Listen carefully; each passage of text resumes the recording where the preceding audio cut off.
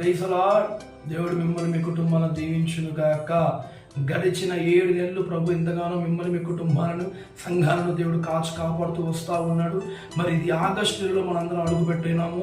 మరి ఆగస్టు నెలలో దేవుడు మీ గురించి, కుటుంబం గురించి, సంఘం నిమిత్తము ఒక చక్కటి వాగ్దానం ప్రభు మన కొరకు వినిపించబోతున్నాడు.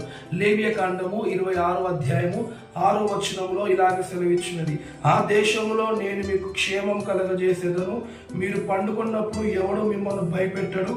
ఆ దేశంలో దుష్టమృగం లేకుండా చేసేదను, మీ దేశంలోనికి ఖడ్గం రాదు. దేవుడికి మహిమ కలుగును గాక.